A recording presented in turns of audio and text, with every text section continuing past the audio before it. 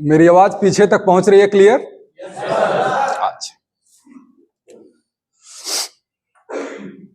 आदरणीय मुख्य अतिथि के रूप में विराजमान और इस कार्यक्रम के मुख्य अतिथि के रूप में आए प्रोफेसर आनंद कुमार सर, विशिष्ट अतिथि के रूप में विराजमान हमारे बड़े भाई श्री शैलेंद्र सिंह सर, और यहाँ के गार्जियन, इस संस्था के डायरेक्टर श्री अभिषेक सिंह सर, यहाँ के उपस्थित सभी प्राध्यापकगण, सभी छात्र छात्राएं, और इस कार्यक्रम में किसी भी तरीके से भूमिका अदा करने वाले सभी लोगों को मैं हृदय से आभार प्रकट करता हूं, जिनकी वजह से ये कार्यक्रम हुआ और मुझे प्रोफेसर साहब से मिलने का अवसर मिला, सौभाग्य मिला, और आप लोगों से बातचीत करने का ये सौभाग्य मिला।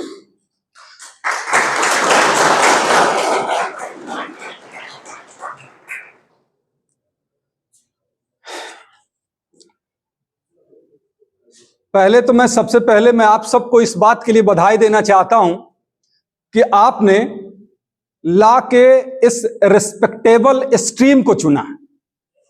और दूसरी बात, ये बधाई इस बात के लिए भी कि आपने अपने भविष्य को संवारने की जिम्मेदारी इस संस्था को दी है। और मुझे पूरा भरोसा है, क्योंकि जहां तक मैं डॉक्टर अभिषेक सिंह सर को समझ पाया हूं, अभी तक इनके व्यक्तित्व को मैं जानता हूं, मुझे लगता है किसी भी संस्था के लिए इससे बढ़िया नेतृत्व नहीं हो सकता।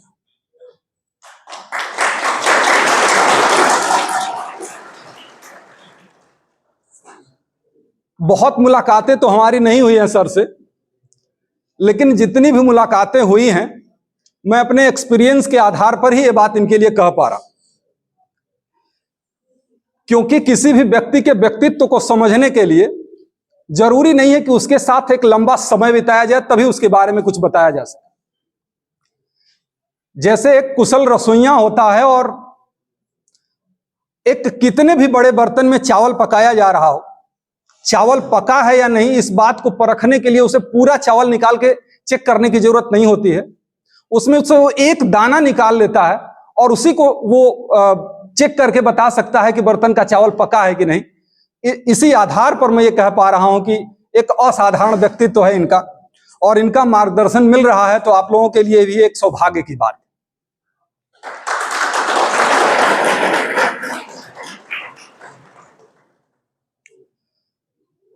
पिछले 15-16 सालों से मैं लॉ के फील्ड में हूं और लॉ के स्टूडेंट को गाइड कर रहा हूं।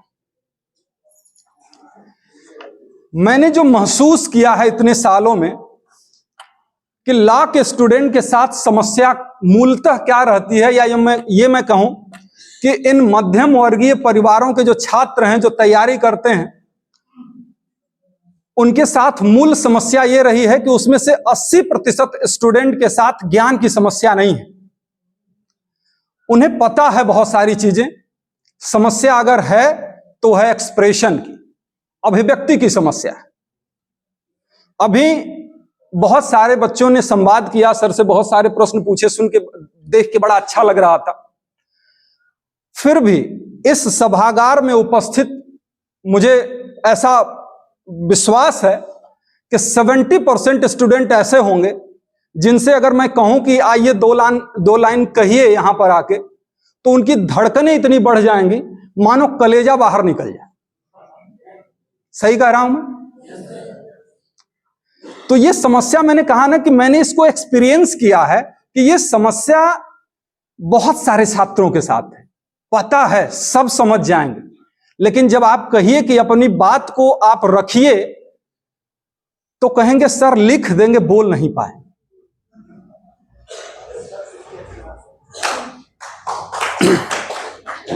तो मैंने ये जो महसूस किया है कि अभिव्यक्ति की समस्या है, ज्ञान की समस्या नहीं है। आपको सुधारना और आपको काम करने की जो जरूरत है उस अभिव्यक्ति पर है। नॉलेज तो आप गेन कर ही लेंगे।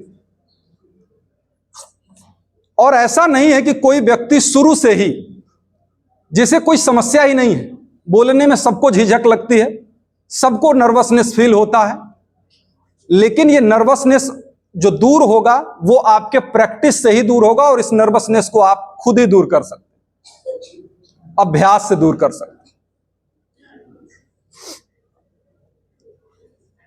हम लोग भी जब पढ़ाई करते थे एलएलबी के दौरान, सबसे पहला दौर आया था प्रेजेंटेशन का। उस दौरान हिंदी मीडियम के स्टूडेंट रहे पहले, एलएलबी में आए तो यहां प्रेजेंटेशन अंग्रेजी में देना पड़ता था।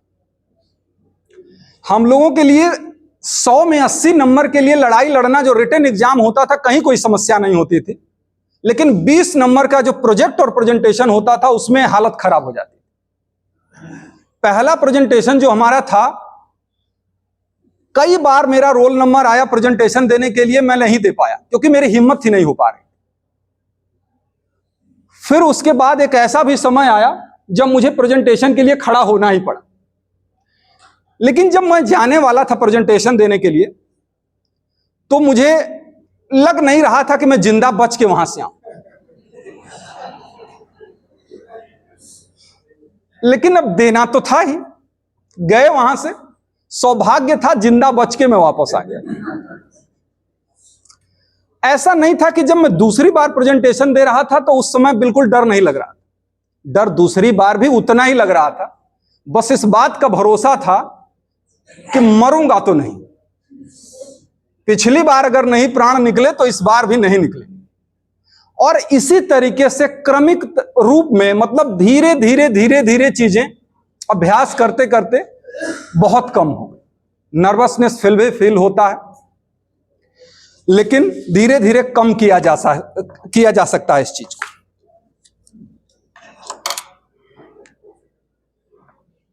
एक और जो बहानेबाजी हम लोग शब्द प्रयोग करते हैं इस बात के लिए, क्योंकि छात्रों में या कोई भी काम, छात्र ही नहीं, कहीं भी जब आप सीखने का काम करते हैं और आपको शिखर तक पहुंचना होता है तो आपके पास ये एक्सक्यूज हमने बहुत देखे हैं कि हमारे पास संसाधनों का अभाव था जिसकी वजह से हम ये नहीं कर पाए, हमारे पास ये समस्या थी इसकी वजह से हम ये नहीं कर पा रहे, हमारे पास ये जिम्मेदारियां हैं जिसकी वजह से हम ये नहीं कर पा रहे। ये बहुत एक्सक्यूज रहते हैं।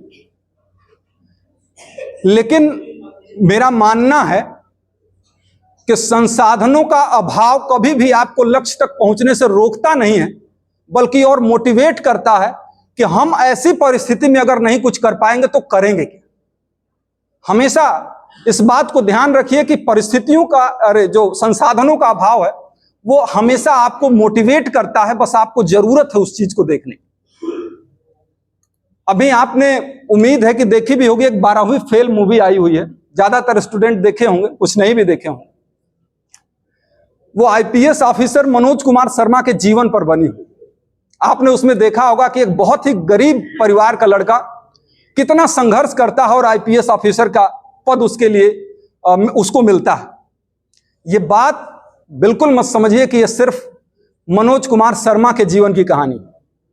आज कहीं भी कोई बैठा है जो सफल है, जो शिखर पर बैठा है, उसने अपने लाइफ में संघर्ष किया है तभी बैठा है। ऐसा कोई व्यक्ति नहीं है जिसने बिना संघर्ष किए वो कुर्सी पाई हो और जहां तक पहुंचा है, लक्ष्य तक पहुंचा हो, पहुंच गया। ऐसा संभव ही नहीं।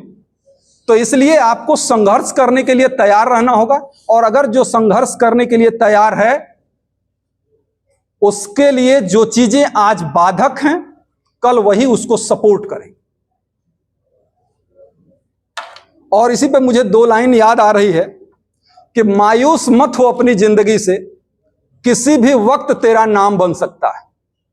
दिल में हो आग और हौसले हो बुलंद तो एक अखबार बेचने वाला भी कलाम बन सकता है।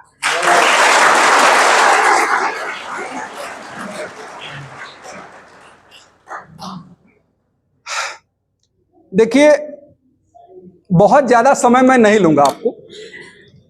ऐसा नहीं कि मैं बहुत लंबा स्पीच देने वाला हूं, मैं स्पीच नहीं दे रहा हूं। मैंने जो एक्सपीरियंस किया इतने सालों में, छात्रों के साथ ही मेरा मैक्सिमम समय दिन से, सुबह से लेके रात तक 11 बज जाते हैं क्लास लेते लेते, और मैक्सिमम समय आप लोगों के साथ ही बीतता है। तो एक चीज मैंने देखी है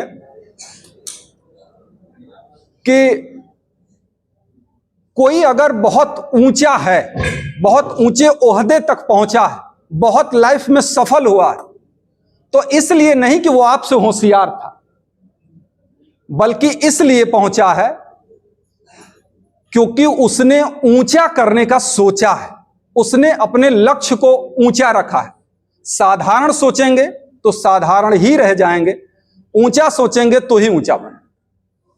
क्योंकि ईश्वर ने हमारे लिए बहुत सारी चीजें डिसाइड करके पहले से छोड़ रखी। हम अपने लिए माँ बाप नहीं चुन सकते, हम अपने लिए सूरज नहीं चुन सकते, चंद्रमा नहीं चुन सकते, दिन नहीं चुन सकते, रात नहीं चुन सकते। बहुत सी ऐसी प्रकृति में चीजें हैं जिनको हमको चुनने का हक ईश्वर ने नहीं दिया। बहुत ऐसी कम चीजें हैं जिसको चुनने का अवसर हमारे पास है, और उसमें से सबसे प्रमुख चीज है हमारा कैरियर। और एक काम जब हमको मिला हुआ है तो इस काम को कायदे से कर लेना चाहिए। मुझे ऐसा लगता है कि कैरियर का चुनाव भी व्यक्ति को बहुत सीरियसली और उस पर ध्यान देके, समय देके उसको पूरा करना चाहिए। कैरियर बनाने का यही समय है, और अभी सोच लीजिए कि आपको क्या करना है। जब ये तय हो जाए कि आपको क्या करना है तो उसके लिए जी जान लगाइए और उसी के अनुसार मेहनत करिए। बहुत सारे बच्चों को तो इतना भी कॉन्फिडेंस नहीं रहता। अभी सारे बच्चों से मैं पूछूं कि आप, या ये कहें कि मेरे मन में ये है कि मैं आईएएस बनूं, चाहे जज बनने की तैयारी कर रहा हूं, तो उसके रिलेटिव और गांव वाले कहेंगे अच्छा कलेक्टर बनेंगे। अपनी औकात के हिसाब से सोचो। अरे कोई छोटी मोटी चीज की तैयारी कर लो, एसएससी वगैरह की। आईएएस की तैयारी तुम्हारे बस की थोड़ी। मैं बता रहा हूं ऐसा होता है। और इसी तरीके से हमारा एक छात्र था और एलएलबी एलएलएम करने के बाद हमारे पास तैयारी करने के लिए आया। उसकी लेखपाल में नौकरी लग गई थी और मुझसे वो पूछ रहा था कि सर क्या मैं लेखपाल की नौकरी करूं कि ना करूं। मैंने उससे कहा कि नहीं यार, लेखपाल देखिए है अच्छी चीज, लेकिन अगर आप लाइफ में और बेहतर कर सकते हैं तो फिर लेखपाल अच्छी चीज नहीं है आपकी। और लेखपाल से अच्छा जीवन तो आप अगर लगे हैं, विश्वास है खुद पर, तो लेखपाल की नौकरी से अच्छी नौकरी तो आप कर ही लेंगे। 2017 की ये बात है और वो लड़का ने लेखपाल की नौकरी ज्वाइन कर ली थी और इसके बाद छोड़ दिया उसने। समय बीतता गया, बीच में कोविड का समय भी आया था जिसमें वैकेंसी वगैरह कम आ रही थी, नहीं आ रही थी। समय बीतता गया, मेरा भी ये खुद को गिल्ट महसूस होने लगा बीच में कि कहीं ऐसा तो नहीं कि मैंने उसको ये सलाह दी कि तुम अपनी नौकरी छोड़ दो, उससे बेहतर जीवन पाओगे। कहीं ऐसा तो नहीं कि मैंने गलत सलाह दे दी थी उस समय, क्योंकि उसके ऊपर भी जिम्मेदारियां बढ़ रही थी, पिताजी की डेथ हो गई, तमाम चीजें। संयोग अच्छा है, लड़का लगा रहा और इस बार उसने सिविल जज की परीक्षा क्वालिफाई।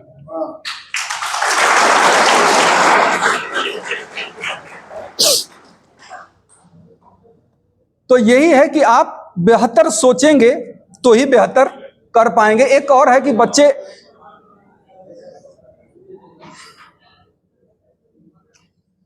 तैयारी करें कि ना करें, यह एक सवाल है, क्योंकि लगता है कि हम कर भी पाएंगे या नहीं कर पाएंगे, हमारे बस का है या नहीं है, पता नहीं उस समय वैकेंसी आएगी नहीं आएगी। तमाम ऐसे प्रश्न होते हैं दिमाग में। हमसे भी बच्चे ये बात पूछते हैं। तो एक कहानी मुझे याद आ रही है उसी पर, और वो कहानी के माध्यम से आपको मैं समझाऊंगा कि एक महात्मा थे और उन महात्मा से एक व्यक्ति पूछने गया कि विवाह करना चाहिए कि नहीं करना चाहिए। महात्मा ने कहा कि कल आओ, दोपहर में तुमको बताता हूं कि विवाह करना चाहिए कि नहीं करना चाहिए। वो अगले दिन दोपहर में आया, एकदम गर्मी का समय था, खूब दोपहर थी, और दोपहर में आया तो उन्होंने अपने पत्नी को आवाज लगाई कि थोड़ा लालटेन लेके बाहर आइएगा तो एक सामान खोजना। पत्नी ने बिना पूछे लालटेन जलाया और लेके आई बाहर और कहा कि वहां पे खोजिए, मेरा एक सामान गिर गया। पत्नी खोजने लगी। उस महात्मा ने उस लड़के से पूछा कि क्या तुमने क्या देखा। अब मुझे समझ में नहीं आया, मेरे प्रश्न का जवाब तो नहीं मिला। महात्मा ने कहा कि जब तुमको इस स्तर का भरोसा हो कि कोई किंतु परंतु नहीं, जब अपने पार्टनर पर आप इस तरह भरोसा कर सकते हैं तो आपको विवाह करना चाहिए, अन्यथा विवाह नहीं करना चाहिए। वैसे ही तैयारी आपको करनी चाहिए कि नहीं करनी चाहिए, बिना किंतु या परंतु लगाए अगर आपके अंदर से आवाज आती है कि हम कर लेंगे और हमको करनी चाहिए, तो आपको करनी चाहिए, अदरवाइज नहीं करनी चाहिए।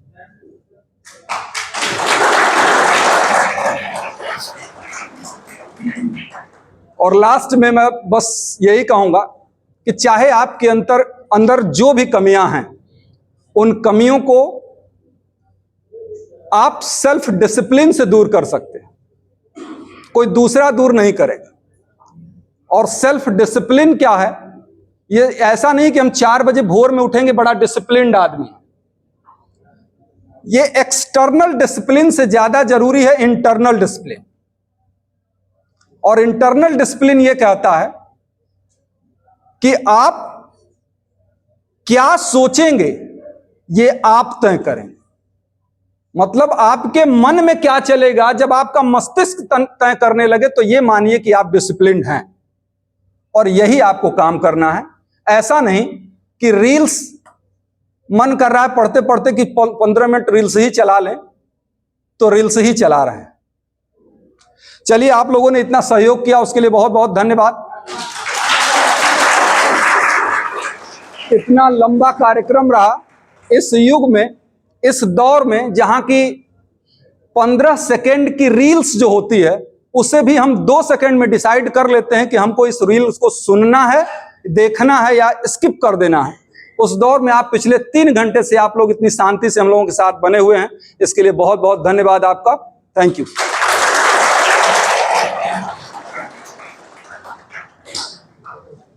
धन्यवाद सर, आपने हमारे विद्यार्थियों के लिए बहुत ही